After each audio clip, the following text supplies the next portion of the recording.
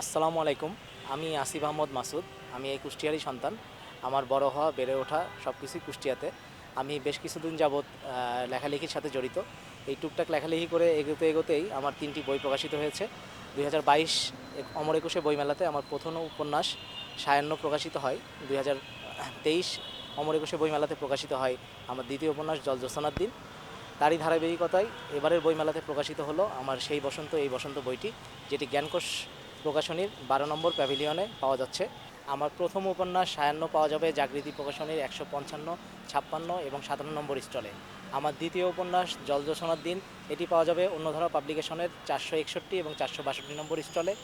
আমার 3টি বই আপনারা সংগ্রহ করতে পারবেন বইমেলা থেকে, এবং রকমারি থেকেও নির্দিষ্ট ছাড়ে বই 3টি সংগ্রহ করতে পারবেন। আপনাদের সকলের কাছে অনুরোধ, বই 3টি সংগ্রহ করে পড়ে দেখবার। আশা করি নিরাশ হবেন না, এবং আমাদের মতো যারা নতুন লেখক আছে তাদের পাশে উৎসাহ দেওয়ার জন্য বই 3টি সংগ্রহ করবেন বলে আশা রাখছি এবং বিনীত অনুরোধ জানাচ্ছি।